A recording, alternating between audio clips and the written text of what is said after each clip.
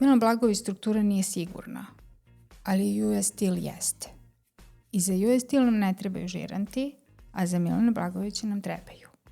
Šta se dešava? Nakon mesec dana, ali zaista realnih mesec dana, US Steel se ugasio. Pogrešna procena banke. Pogrešna procena banke. Odlično. Znači, dešava se njima da prave pogrešne procene, tako da... A kako onda znaju i kako isključivo mogu da budu da je to samo IT sektor po njihovoj proceni? Ako sam ja sigurna i 10 godina poslujem i ja sigurno dajem kakvi mogu biti moji prilivi ako oni izađu kao partneri.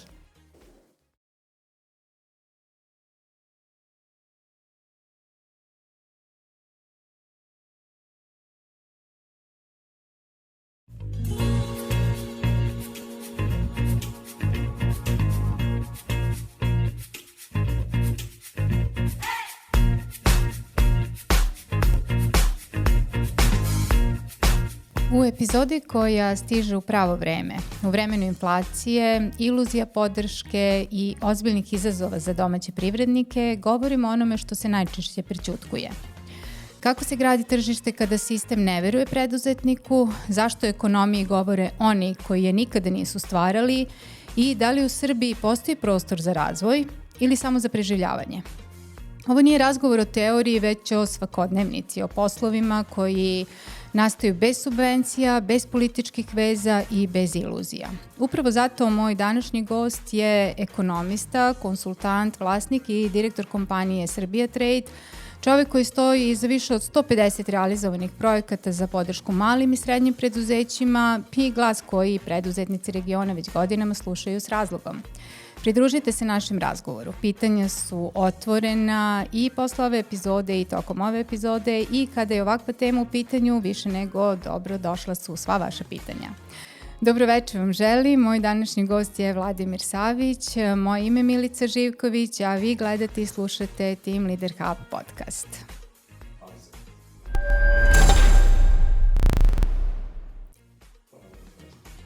Dobro večer, Vladimire. Dobro večer, Milice. Hvala puno na pozivu i na fantastičnom uvodu koji si napravila. Hvala ti i hvala na vremenu što si izdvojio da nas posetiš, da budeš gost u Beogradu, pošto znamo da dolaziš iz unutrašnjosti i da si odvojio vreme da porazgovaramo večeras o ovim bitnim temama koje sam uvela. Naravno, bit će mi zadovoljstvo ako mogu da pomognem koliko mogu sa svoje strane. Još jednom želim da ti se zahvalim na tvom pozivu. Izuzetna čast i zadovoljstvo je gostovati u tom podcastu i nadam se da će i u narednom periodu tvoji gosti biti još bolji, relevantni i da će ove teme dopreti do velikog broja ljudi u Srbiji i pomoći im na neki način. Hvala ti. Pa težimo tome da se preduzetništvo prepozna i da i mladi ljudi prepoznaju da ih ima što više i s obzirom kad kažem sad mladi ljudi, uvek sa svojim gostima i to tako počinjem, idemo od nekog početka, pošto si ti bio mlad, svi smo bili mladi, da. Znači završio si fakultet ekonomista, diplomirani, baviš se zapravo spregati i jeste to što si završio zajedno sa svojim sadašnjim poslovanjem, pa mi reci kakav je uopšte bio taj tvoj početak i tvoj profesionalni put kada si ti odlučio da nećeš raditi za nekoga, da nećeš biti u žici, već da hoćeš da se baviš svojim aktivnostima? Sada bih morao da se vratim baš dalje u prošlost, ali pokušat ću da skratim čitavu priču. Znači, radio sam na više mesta i pozicija u okviru osiguranja, bankarstva, izvoznih poslova i sličnih aktivnosti i 2005. ili 2006. godine, sada tačno ne mogu da se setim, kada je počela moja preduzetnička priča, odlučio sam da se posvetim privatnom biznisu, prvenstveno zato što je otac koji je bio jedan od direktora vodeće kompanije u staroj Jugoslaviji, fabrike vagona iz Kraljeva, bio direktor firme koja je tada u to vreme imala 7-8 hiljada zaposlenih. Osnovao je firmu Srbija Trade 1990. godine i bavio se različitim aktivnostima, a 1998. godine smo prešli na aktivnosti koje su vezane za knjigovodstvene usluge i usluge konsultinga prema preduzećima na području Srbije. Moje preduzetničke priče kreću znači, od 2005. godine kada sam počeo da radim prvenstveno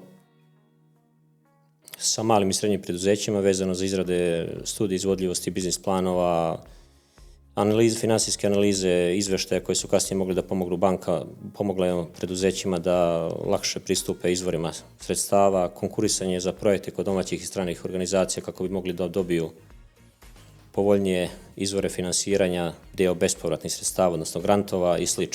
Od 2010. godine postajemo konsultanti Evropske banke za obnovu i razvoj u oblasti podrške malim i srednjim preduzećima na teritoriji Republike Srbije i to iz 3 oblasti: izrade studije izvodljivosti biznis planova, unapređenja računovodstvenog, finansijskog sistema kontrole i implementacije sistema kvaliteta ISO standarda.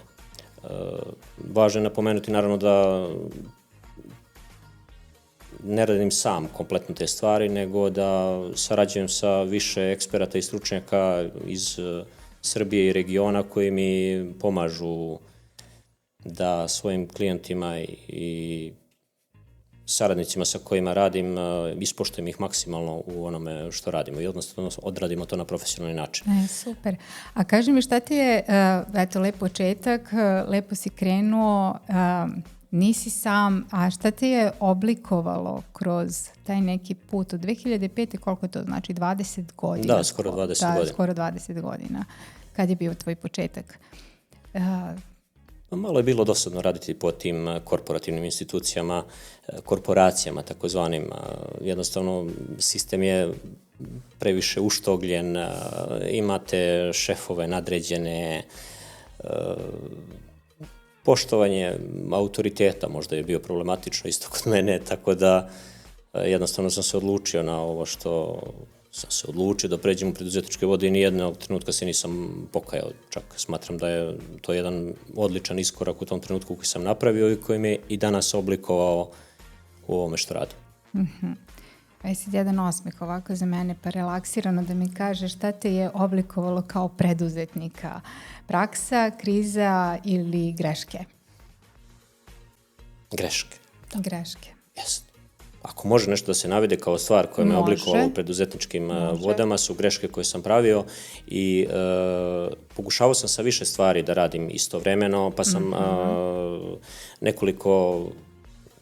nekoliko puta ulazio van tokova kojima se trenutno bavim i sve je to uticalo na mene da svaka ta greška me jednostavno naučila da izađem nekako jači, stabilniji i bolji onome što radim. Jednostavno, kasnije sam se odlučio da glavni akcenat u čitavoj toj priči bude ta podrška konsultantska na ekspertskom i profesionalnom nivou. Tako da ponavljam greške.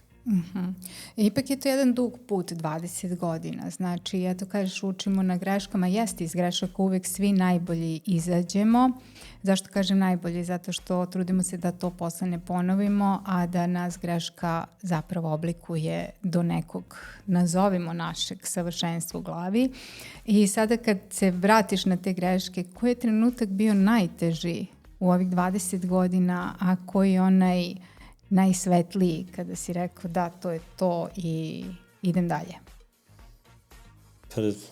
Najteži trenutak, sam taj izlazak iz korporativnog zaštićenog sveta, iz banaka, osiguravajućih kuća i sličnih institucija gde možete da radite čak i državni sektor,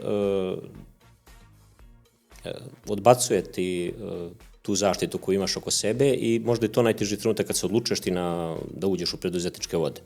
Uopšte to nije lako, a posebno 20 godina opstati u preduzetničkim vodama je nešto već što zaslužuje veliku pohvalu. Ne sad što sam ja 20 godina u preduzetničkim vodama, već svako ko se preduzetničkim vodama bavio u zemlji Srbiji zaslužuje stvarno pohvalu. Da. Tako da Čestitam nam, svim preduzetnicima, čestitam. Čestitam svim preduzetnicima, evo ja se, polazim, stvarno ko je preživeo ovde 20-25 godine i opstao, možda i 30, zaslužuje pohvalu, medalju. Može i 10, mi smo sada u 10. Pa može i 10. Posebno... Mi sada uskoro slavimo 10 godina preduzetništva i godinu dana našeg podcasta, tako da eto.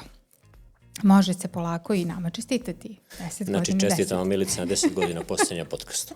Evo, ne, 10 godina agencije, godinu dana podcasta. A 10 godina agencije. Da. Izvinjam se, greška. Jeste, ali kad pričamo sad o tom...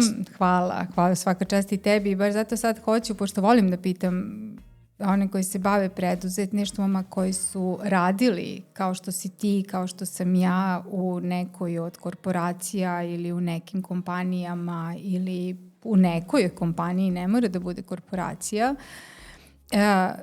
Kako bi ti objasnio, jer i mene su to pitali kada sam krenula da se bavim preduzetništvom, zašto u kompaniji daješ neki veći rezultat u nekom trenutku nego onda kada zaista počinješ da radiš za sebe? Pa možda je odgovor zato što si prinuđen. Jednostavno tako sistem funkcioniše u velikim kompanijama, zna se hijerarhija i postavka sistema i jednostavno u tom sistemu si samo šraf. Ne pitaš se mnogo, dobijaš platu za ono što želiš, ali ako hoćeš da ostaneš tu, moraš da pružiš sve od sebe. Jer to se posebno danas, u današnjim okolnostima primećuje da ljudi koji su u nekim dobu 40-50 godina čak i ne mogu da promene posao i da nađu neki drugi posao, jer ne mogu da se prilagode korporativnim sistemima koji traže nove i mlade ljude.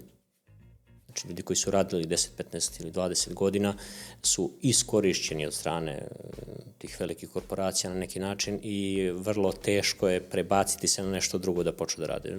Razumljivo je pokretanje preduzetništva novih ideja ili ostalo kod mladih ljudi koji kreću tek posebno u sadašnjim tržišnim okolnostima koje su jako dinamične, oni se daleko brže prilagođavaju, dok ljudi nekih srednjih godina, kao što sam ja sada, kada bih trebao da krenem u IT sektor ili slično nešto da pređem ili dualnom obrazovanjem, da pređem i naučim nešto drugo da radim, da se prilagodim u nekoj korporaciji, to bi zaista bio lično za mene problem, a pretpostavljam i za veliku većinu ljudi.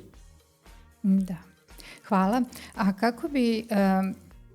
ti si ipak, znači, dete preduzetnika, sin si preduzetnika, ti se sada baviš preduzetništvom, radio si u korporacijama, radio si u banci, ekonomista si. Kako bi ocenio stanje privrede, srpske privrede govorim, nekada, a kako sada?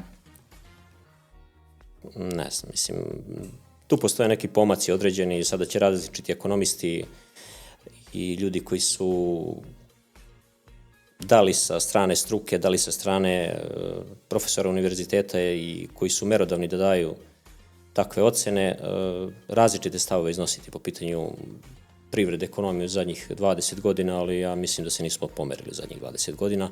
Čak stagnacija koja se zadnjih 7 ili 8 godina dešava u državi u svakom segmentu društva odrazila se direktno i na privredu. Pričamo stalno o nekom BDP-u i procentu rasta BDP-a na godišnjem nivou od 2, 3, 4%, o najvećem rastu BDP-a u Evropi, odnosno najvećem procentu rasta u BDP-a u Evropi, a to u suštini nema nikakve veze sa realnošću. Jednostavno, možete da pogledate na najmerodavnijem sajtu u vezi kretanja privrede svih evropskih zemalja, kao što je Eurostat, o svim aktivnostima vezanim za BDP po glavi stanovnika, za ukupan BDP koji je stvoren za svaku državu pojedinačno i možete da vidite da je Srbija zadnjih 20 godina u 3 ili 4 najnerazvijenije ekonomije Evrope. Znači u 2023. godini po zadnjem preseku Eurostata, pošto na 6 meseci ide njihov izveštaj, bili smo 4. ekonomija, nadam se da smo zadržali taj nivo 4. najnerazvijenije ekonomije. S tim što i poslednje 3 ekonomije, Bosna i Hercegovina, Albanija i Severna Makedonija, to su bukvalno nijanse u pitanju. Tako da se radi o tome da smo mi među 4 najnerazvijenije, a možemo da uđemo i u najnerazvijeniju ekonomiju po nekim parametrima. Baš bih voljela, pošto smo pričali pre nego što smo krenuli epizodu zvanično, napravim i tu paralelu iz ugla tog realnog sektora po procentima, da eto tako da naši pratioci koji nas gledaju i mogu da podele nekima koji to interesuje. Šta je zapravo taj BDP i zašto procentualno kada govorimo da rastemo, mi zapravo nismo u tom rastu? Pa, pre nekoliko dana sam upravo napravio neko poređenje vezano za rast BDP, odnosno procenat rasta BDP-a koji stalno pričaju i mogu da kažem da je to stvarno neka tema koju trebalo bi da razume neko do 8. razreda osnovne škole, a u Srbiji velika većina ljudi misli da smo mi stvarno u nekom zlatnom periodu, da sve raste, da je sve fenomenalno i da je sve odlično. Pravio sam poređenje i komparaciju, mada i nije poređenje i komparacija adekvatno za uslove u kojima Srbija posluje, između srpske privrede i danske privrede. Samo je poređenje bilo relevantno zbog broja stanovnika i zbog sličnosti po nekim strukturama privrede koje imaju Srbija i Danska. Znači, Danska imala prošle godine rast privrede procentualni od 1,9 BDP-a, a Srbija imala sa svim hvalospevima 3,9 rast BDP-a. Međutim, važna je osnovica na koju se obračunava BDP kao skup svih roba i usluga koje jedna država u toku godine proizvede. Osnovica za obračun BDP-a u okviru Danske je 400 milijardi evra na godišnjem nivou, a osnovica za obračun BDP-a za Srbiju je 70 miliona evra, otprilike. Tako da 4% na 70 milijardi evra iznosi negde oko 3 milijarde evra, dok obračun od 2% na 400 milijardi evra iznosi 8 milijardi evra. Tako da oni u toku jedne godine stvore, ako sam ja ovo dobro rekao, stvore 3 puta više domaćeg proizvoda, roba i usluga naprave, nego što napravi Srbija. Kada bi bili izjednačeni procentualni rast BDP-a Srbije i procentualni rast BDP-a Danske, znači da Danska ima 3,9% kao što ima Srbija, znači Danska bi u toku jedne godine stvorila kvantitativno 6 puta više u odnosu na Srbiju. Sad pričamo i o zemlji koja ima daleko veću prosječnu platu, znači prosječna plata radnika u Danskoj je 3.500 evra, prosječna plata u Srbiji, ja ne znam koji su zvanični podaci Republičkog zavoda za statistiku, poslednji 650-700 evra, znam samo da je minimalna plata 485 evra, koliko znam. Tako da te priče o procentualnom rastu srpske privrede jednostavno možete samo proveriti na zvaničnom sajtu Evropske komisije vezano za statistiku, pogledati na Eurostatu svake godine, šestomesečni obračuni, odnosno njihovi kvartalni izveštaji dovoljno govore o tome koliko je jaka srpska ekonomija i ne bih tu dodavao ništa. Znači, domaće institucije koje govore o nekom rastu privrede, o monetarnoj konsolidaciji, fiskalnoj konsolidaciji i sličnim stvarima su daleko od neke realnosti. Znači, nemaju čak ni dodirnih tačaka sa realnošću. Ali ne znam zašto se to priča, ne znam zašto se to, ne znam da li neko plaćen za to da priča ili nije, ja stvarno ne razumijem, ja nisam plaćen da pričam, ovde razgovaramo. Ovde razgovaramo, između važnim temama, tako da, eto, to je jedan klasičan primjer da jednostavno mi 20 godina stojimo na ovom mestu. Suština zapravo našeg Team Leader Huba jeste da predstavimo lidere, preduzetnike i realne poslovne priče i ono što je bitno da predstavimo tu suštinu preduzetništva, zapravo šta je preduzetništvo, budući da tek je u povoju začetka i u srednjim školama, tako da hvala ti na ovome, eto, u principu to može da pomogne nekom školarcu budućem kada bude slušao ovo. Da, baš ono što smo i razgovarali pre nego što smo počeli, da razume da 3% od 5 je 0,15, a 3% od 100 je 3. Eto. Tako je i rast BDP-a i procenat rasta BDP-a i objašnjavanje u medijima i slično, čisto da ljudi znaju da nije isto stvarnost i staviti to na papir. A to dete, kao što si pomenula sad od 4. ili 5. razreda, će daleko bolje da objasni nego što će neko sad da objasni ekonomista koji bez problema dođe u neki studio i priča o tome kao da je priča uvereno, duboko u ono što je rekao da je to istina. Što mi je nevjerovatno pomalo, ali dobro, svako ima svoj stav. Svako ima svoj stav, tako i o nama ima Evropska komisija koja redovno iznosi i navodi probleme koje imamo u našoj strukturnoj neefikasnosti. Sada kada pogledamo, mala i srednja preduzeća, taj sektor kod nas, da li se ti sa time slažeš? Evropska komisija je iznala nekoliko predloga vezano za ceo Zapadni Balkan, znači za svaku zemlju pojedinačno i velika većina predloga koji su izneli za unapređenje privrede regiona Zapadnog Balkana je sličan za svaku zemlju pa i za Srbiju. Znači, pošto se radi o, zemljama koje imaju sličan BDP po glavi stanovnika, sličan ukupan BDP i sličan rast procentualni u toku godine. Otprilike su i problemi neefikasnosti i nestrukturiranosti privreda regiona najveći problem. Najveći problemi koje ima Srbija je modernizacija industrije, odnosno prelazak sa starih tehnologija koje su pretežno zastupljene na intenzivnije tehnologije, visokotehnološke kategorije industrije, zatim unapređenje izvoza. Unapređenje izvoza je također jedan od većih problema skoro čitavog regiona, Srbije pogotovo, s tim što moram u zadnje vreme da pohvalim, pohvaljujem ovo sad kao pojedinac, IT sektor koji stvarno beleži izvanredne rezultate zahvaljujući mladim i novim generacijama. Mislim da je prethodne godine samo prihod po osnovu izvoza od IT sektora iznosio preko 4 milijarde evra. U tom kontekstu moram da pohvalim i jednu od boljih stvari koje je uradila država Srbija u prethodnih nekoliko godina, otvaranje naučno-tehnoloških parkova u Srbiji koji su značajno doprineli tome da IT sektor bude jedna od dominantnih kategorija u izvozu i da na neki način ovu prvu tačku koju sam naveo, nestrukturisanosti privrede i zamene visokotehnološkim inovativnim industrijama unapredi. Znači, treća stvar koju bih naveo jeste poboljšanje poslovnog okruženja.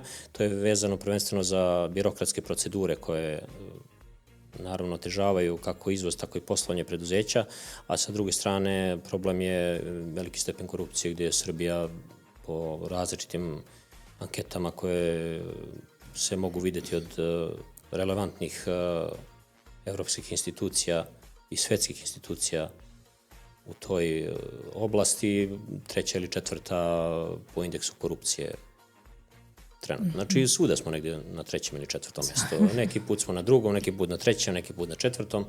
Uglavnom, što se tiče razvoja srpske ekonomije, znači tu smo na 3. mjestu pozadi, i što se tiče razvoja korupcije, ako se to može nazvati razvoj korupcije, ovo je šala više, i tu smo 2. ili 3. I što se tiče organizovanog kriminala, tu ozbiljno čak nadmašujemo te rezultate izvanredne, tako da tu već polako dostižemo i dolazimo do 2. mjesta.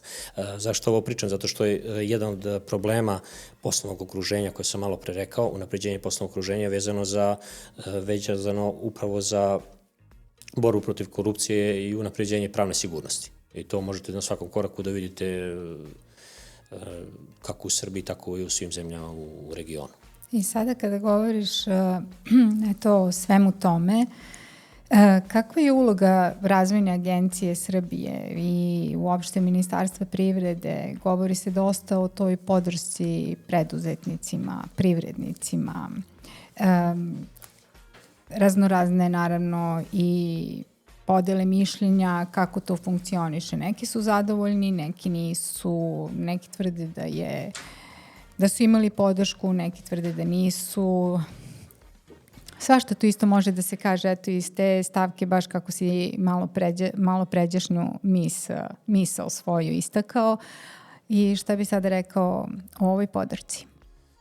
Razvojna agencija Srbije pa ne znam kako bih ocenio sad tu podršku. Pruža delimičnu podršku privredi, ali ta sredstva kao da su opredeljena ili namenjena većim kompanijama i ljudima koji mogu da ispune kriterijume po osnovu konkursa koje oni raspišu. Jednostavno na te konkurse više ne može da se prijavi veći broj firmi jer ne ispunjavaju uslove. Firme koje se prijavljuju najčešće i dobijaju ne samo jednog godine, nego i 2018. 2019. Znači po 3 ili 4 puta dobijaju sredstva za iste namene. Konkursi nisu dovoljno relevantni, znači privredni subjekti u Srbiji ne mogu da vide gde su raspisani ti konkursi i sve je manji broj novčanih sredstava koji su namenjeni za podršku privredi. Kako za podršku promociji izvoza, za što je i namenjena prvenstveno Razvojna agencija Srbije, zatim podršku razvoju malih i srednjih preduzeća u Srbiji. Sve je manje konkursa tih, tako da, ako se sećam, ove godine samo bio jedan konkurs namenjen unapređenju izvoza i podršci izvoza. Možda iznos bio 2 ili 3 ili 4 miliona, ali to je toliko zanemarljivo, toliko malo sredstava da ne može čovjek da opiše koliko to ne znači ništa, jer jednostavno neka kompanija sada treba da nabavi opremu od 200 ili 300 hiljada evra kako bi automatizovala proces proizvodnje i traži, na primjer, 50% bespovratnih sredstava, 203, znači takvih sa tim ukupnim raspoloženim sredstvima može da dobije samo 10 do 12 firmi. Ako je već 5 ili 6 rezervisano na neki način za firme koje će već to napred dobiti, šta dobije ostatak privrede sa ovolikim brojem subjekata. Tako da Razvojna agencija Srbije, Ministarstvo privrede kao nosilac čitave priče, pošto Razvojna agencija Srbije je pod okriljem Ministarstva privrede kao i Fond za razvoj,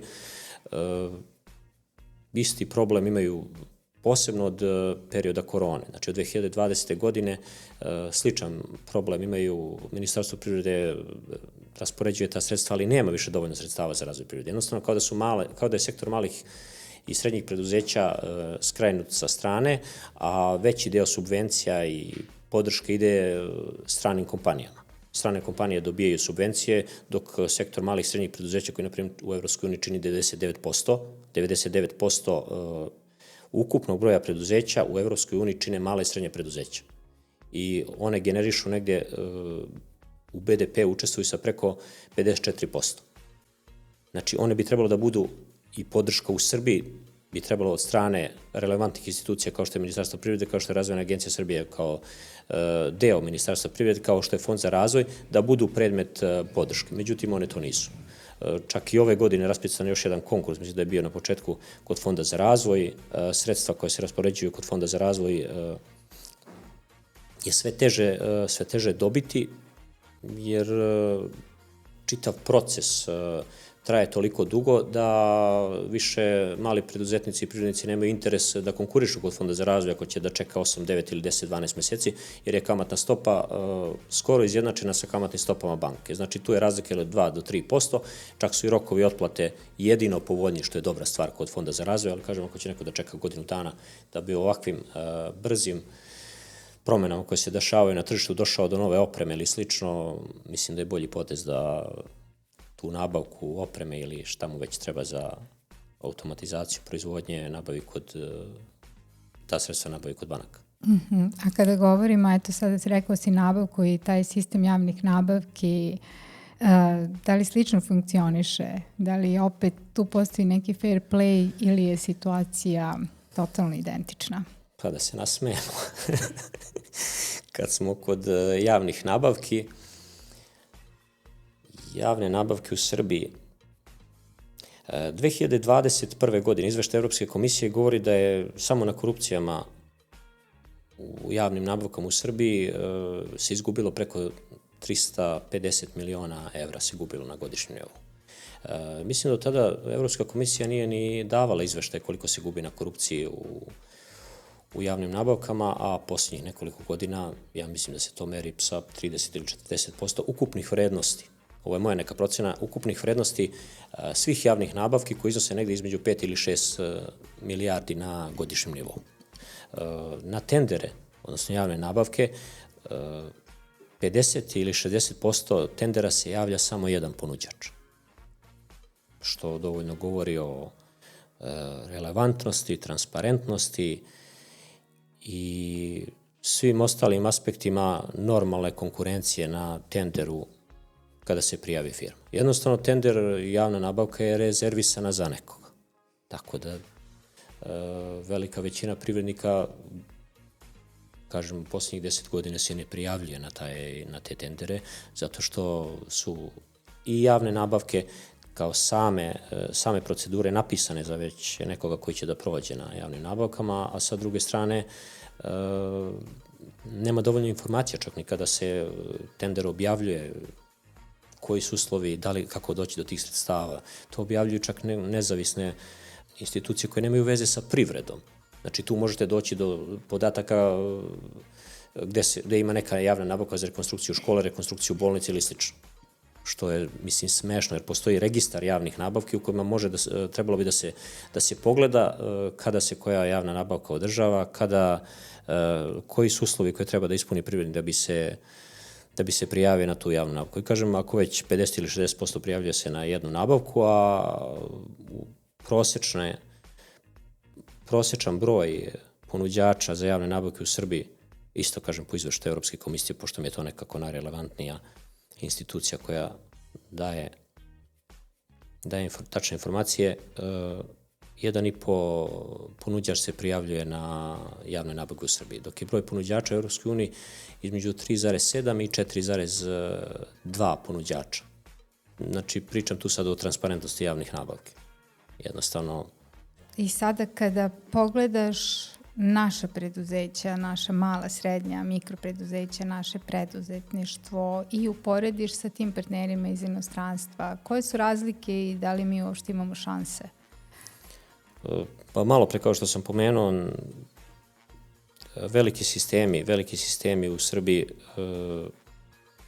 su jednostavno na neki način uništeni.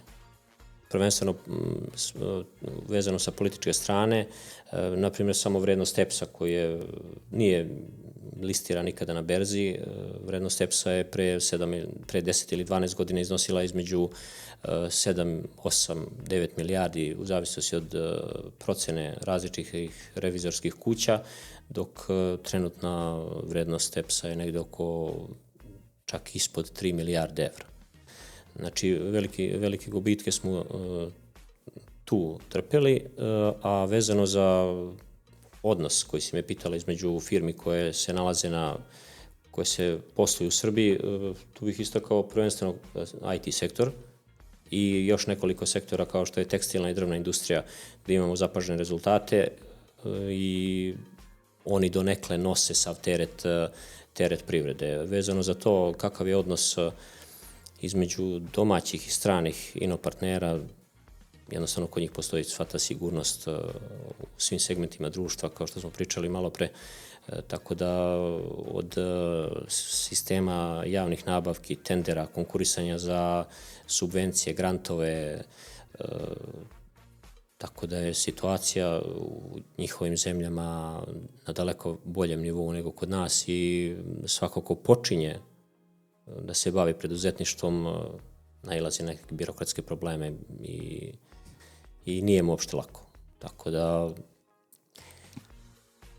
kako će se snalaziti, prvenstveno, ja sad pričam sa moje tačke gledišta, relativno se dobro snalazim u ovoj situaciji, zato što radimo sa dosta firmi po Srbiji, tako i po regionu, ali i iz njihovog iskustva svi se žale na ove ili slične probleme, koje sam naveo. Da, činjenica da uvijek nešto verujemo i nadamo se boljem, zato smo ovde gde jesmo i težimo tome, pa sad da li ćemo biti večiti sanjari ili nećemo, ne znam, ali evo sada ćemo napraviti tu neku, sad pazu, idem sa završnim pitanjima koje će onako malo više da budu direktno upućene tebi. Na šta bi sada obratio pažnju, šta bi rekao nekome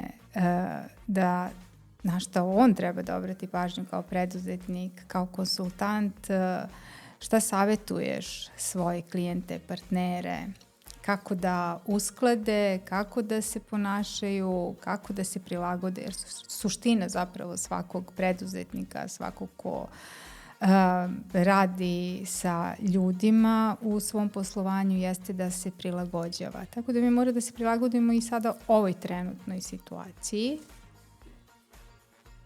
Kako ti sada praviš taj biznis plan za svoje klijente? Pa uglavnom kad radimo sa firmama, prvo što radimo jeste upravo taj biznis plan. Znači, da li je preduzetnik star ili firma, kompanija 20 godina ili tek počinje neko sa radom, biznis plan je osnova ili, ko što ja kažem, izlazna strategija. Biznis plan nije važan za banku, nije važan, mislim, važan je za sve njih, ali najvažnije je za onoga koji pokreće biznis ili koji se nalazi već u tom biznisu. Zašto? Zato što mu pruža sve aspekte vezano za tržište, vezano za konkurenciju, vezano za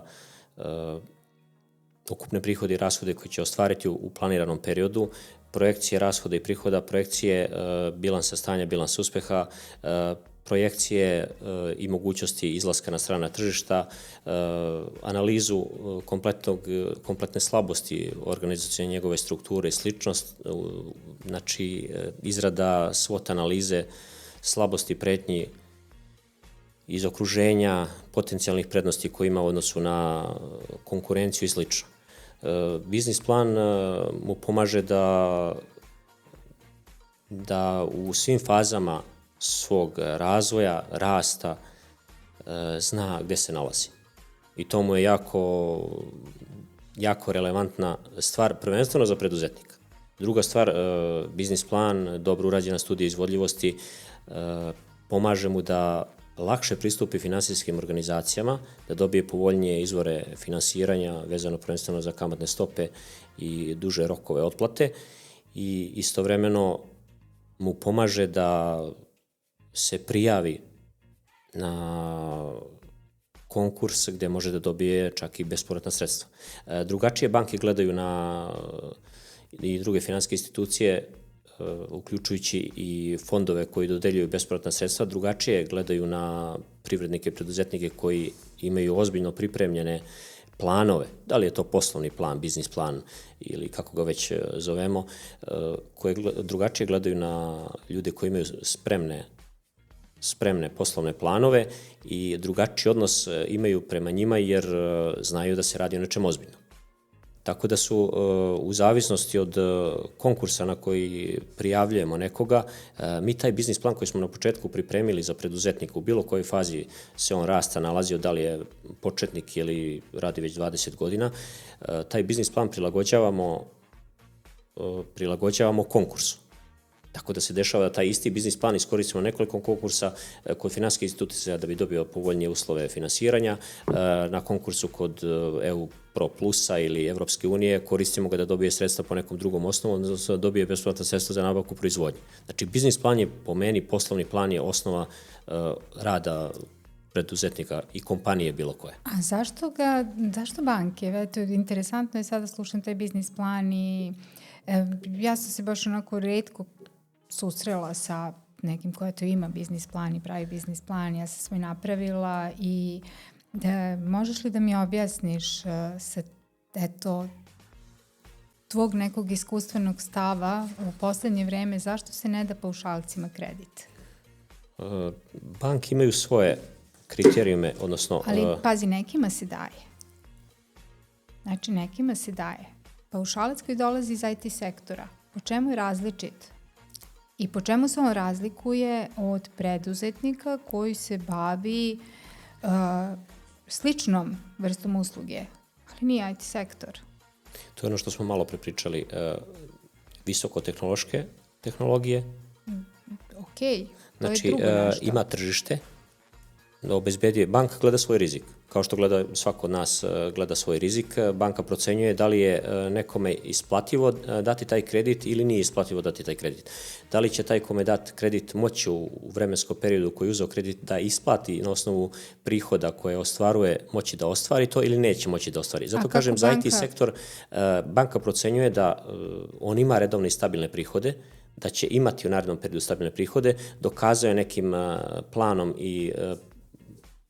i onim što je prošlo preko računa, da će u narednom periodu moći da na osnovu prihoda koji ima isplati svako od tih rata kredita i to je njihova procena rizika. Izvini da se prekinem, ali ako neko posluje 10 godina sa jednom bankom ili sa više njih, isto je fizičko lice, obavlja isto privrednu delatnost, nešto mi se tu ne uklapa sa nekim njihovim planom, jer se apsolutno plan ne dokazuje tako. Zašto je ta interna struktura takva? Evo, na primer, daću ti zaista realan primer koji imam, koji sam doživjela ja lično i mislim da će to, nadam se da će pomoći i mnogim drugima ili bar nekako da ovo dopre do banaka da promene svoje stavove. Želela sam da podignem kredit u banci svojoj NLB, sada banka, tada bila komercijalna. Dolazim iz Smedereva, tada sam radila u MBS-u i postoje US Steel. Paralelno govorimo o US Steel. Dobro. Znači, meni nisu mogli dati kredit bez žiranata i rekli su mi, Milan Blagojević struktura nije sigurna, ali US Steel jeste. I za US Steel nam ne trebaju žiranti, a za Milana Blagojevića nam trebaju.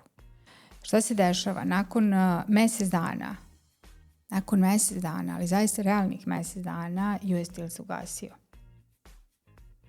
Pogrešna procena banke. Pogrešna procena banke. Odlično. Znači, dešava se njima da prave pogrešne procene, tako da... kako onda znaju i kako isključivo mogu da budu da je to samo IT sektor po njihovoj proceni? Ako sam ja sigurna i 10 godina poslujem i ja sigurno dajem kakvi mogu biti moji prilivi ako oni izađu kao partneri. Kao podrška. Ja sad i nisam pomenuo da biznis plan direktno, znači ne znam da li je sad ovo snimanje ili nije, nisam pomenuo da biznis plan direktno nešto utiče i posmatraju ga kao značajan jer oni, iskreno da vam kažem, i nemaju vremena da čitaju 100-150 strana preporuka, bez obzira što je to jako korisno. Posebno za investicione projekte koji su vezani za duže rokove isplate. Ali ako su u zadnje vreme, zadnjih 3 ili 4, 5 godina u Srbiji vi nemate neke investicione projekte, jednostavno ljudi i ne žele da investiraju jer je rizik mnogo veliki, tako da ne ulaze u te rizične projekte vezano za investicije i sve se vodi na kredite za likvidnost i kredite za trajna obrtna sredstva. To su kratkoročni krediti 2-3 godine, 6 meseci do 12 meseci grace perioda i banka, kažem malo pre što sam ponovio, osim kredibiliteta kompanije, mogućnosti vraćanja tih sredstava, stepena zaduženja, znači gleda nekoliko parametara, 7 ili 8 glavnih parametara na osnovu kojih donosi odluku da li će neko dobiti kredit ili neće. Sad, da li je, to zavisi od banke do banke, ali mala je razlika, kažem, u njihovim parametrima i kriterijima pri odlučivanju da li će neko dobiti ili neće kredit. U svakom slučaju, znaš što ja verujem? Da će ova naša epizoda jednostavno da sada kada slušaju bankari da utiče na njih i da će promeniti svoju strukturu. Narodna banka Srbije će sigurno promeniti, zajedno će sa bankarima promeniti, tako da će u narednom periodu opušteno sa relaksiranijim sadržajem pomoći privredu, odobrit će daleko vejasti, pomoći će paušalcima, pomoći će i ostalima, oslobodit će bukvalno ceo svoj bankarski finansijski potencijal i pomoći će privredi u... I zato smo tu i zato verujemo da će to biti tako, uticat ćemo Vladimir i ja. Kada već o tome pričamo, mogu samo da kažem da smo 2004. ili 2005. godine imali 40 ili 45 banaka, da danas imamo negde oko 20 banaka. Znači, razvoj bankarskog sektora ili broj banaka na određenom tržištu ukazuje na snagu ekonomije jedne države. Znači, u ovom kontekstu imate 20 banaka koje su i nisu pretežno orijentisane ka privredi, pretežno su orijentisane ka stanovništvu, zato što imaju interes prema javnom sektoru i penzionerima da plasiraju svoje sredstva, dok iskreno na tržištu postoji jedno 4 ili 5 banaka gde možete se obratiti za kredit. Mislim, i ovi ostali, ili su daleko još rigorozniji, ili bi vam rekao neki od službenika, slabije radimo u zadnje vreme sa privredom. Mislim, složit ćemo se i ti i ja, bar ja imam neka poznanstva u inostranstvu gde zaista vidim da mnogo toga ulažu baš u preduzetnike i njima su preduzetnici jako, jako bitni, tako da nadamo se samo da će se nešto tako realno, našem realnom poslovanju primeniti, a kad smo već kod toga, šta bi ti, ajde da napravimo ovaj neki uvodni kraj, šta bi ti mogao da promeniš, da imaš neku moć ili da si na nekoj poziciji? Šta bi ti najviše sa te ekonomske strane mogao da uradiš? Pa sa ekonomske strane, iskreno da mi kažem, ne znam kakvu moć da mi daju. Ja se samo razmišljam šta će biti u narednih 10, 20 ili 30 godina u ovoj zemlji, kada izađemo iz ove krize u kojoj se trenutno nalazimo, gde sistem i ne funkcioniše kako treba, znači društvo ne funkcioniše kako treba i samim ti ne može ni privreda funkcioniše kako treba. Da mi ne znam šta daju, kakvu funkciju, prvo što bih se razmišljao jeste kako uopšte da izađemo iz ovih problema, jer smo tu negde na granici po zaduženosti BDP-a oko 60%, javni dug 39-40 milijardi, barem što ono piše na upravi za javni dug. Ovo što smo malo prepominjali, sredstava nema ni u Ministarstvu privrede, sredstava namenjenih podršci malim i srednjim preduzećima, monetarna politika donekle funkcioniše, zato što je u nadležnosti Narodne banke Srbije, ali i tu ima različitih problema, dok fiskalna politika već pravi ogromne probleme, zahvaljujući nerezonskim povećanjima zaposlenima u javnom sektoru i povećanim izdacima za penzije. Tako da stvarno blago onome, ili ne znam, mislim, kažem u šali, blago onome ko u narednih godinu i po dana bude preuzeo da vodi računa o ekonomiji ove zemlje. A šta misliš eto kažeš za godinu i po dana dolazi Expo. Šta je Expo za nas? Ne bih ga komentarisao. Dobro, slažem se. Znači, stvarno ne bih komentarisao investiciju. To je ono što smo pričali malo pre za javne nabavke, to je izgradnja nacionalnog stadiona od milijardu evra, dok taj isti nacionalni stadion u Malagi se izgrađuje za 198 miliona evra. Expo je tu da bi se strani i domaći podizvođači koji budu radili na tim projektima doneli više korist za sebe nego što će biti korist od toga. To smo imali na primjeru Expo koji je održan u Dubaju, Expo koji je održan u drugim većim mestima u svetu gde su ukupne investicije koje su uložene u takve projekte bile daleko manje, a broj posetilaca koji će da obiđe taj skup su bile daleko više. Tako da ne bih stvarno ulazio u neku dublju polemiku razloga Expa. A šta poručuješ mladim preduzetnicima? Šta poručuješ mladim ljudima? Šta je tvoja poruka za one mlade koji žele to da se bave preduzetništvom? Da li da ulaze u te vode ili da budu u krugu neke žice? Da li da rade, stvaraju svoje ideje? Ih treba biti preduzetnik, ja ih podržavam, ali da čujem tvoj stav i šta je poruka mladim ljudima? I tu ne bih imao šta da im poručim. Prvo, mladi ljudi koje vidim na ulicama zadnjih 6 meseci su za mene oličenje i simbol neke borbe za pravednije društvo u kome sve ovo što sam pomenuo u prethodnom periodu predstavlja nešto što treba da se promeni, da bi uopšte ekonomija krenula. Znači, oni su već na neki način preduzetnici. Samim tim što se ponašaju ovako kako se ponašaju, su na neki način preduzetnici. Znači, preduzeli su ideju da nemamo nikakvu perspektivu u ovom društvu i idemo dalje da vidimo šta možemo da uradimo po tom pitanju. Izgubit će svoju godinu, ali se bore za neko pravednije društvo. Pravednije društvo u kojem će ekonomski sistem da bude postavljen na neke zdravije i normalnije temelje. Zato njima svaka čast. Mislim da su daleko sposobnija i bolja generacija u svakom pogledu nego što su generacije koje smo mi bili. Znači, to je neko moje mišljenje, možda nema sad veze sad ja sebe, ali svaka im čast u svakom pogledu i mislim da za njih neće biti nikakvih problema, da su jako snalažljivi, da je to neka, kako su ih prvo zvali, Z generacija, ali pokazuje se da svakodnevno pokazuje da su fenomenalni onome što rade. Da li je to IT sektor, da li je to digitalizacija, da li je to velika većina tih mladih preduzetnika koji su danas uplovili u vode u Srbiji, izuzetno dobro plovi po tim vodama. Fantastični su. Meni su oni fantastični. Imam kontakt sa nekoliko mlađih tih ekipa, dok moje ekipe eksperata moraju da razmišljaju o nekim stvarima, oni su već našli rešenje. Tako da njima osnovni problem, samo bih naveo to, na kraju jeste mentorstvo, da znaju gde posluju, kako dalje, određeni segmenti i određene usmeravanja. Tu, na primjer, možemo mi da im pomognemo dosta i pomažemo im dosta sa nekim svojim savjetima. I još jedan problem koji imaju, ako ih teško vraća na početno stanje, je pristup izvorima finansiranja.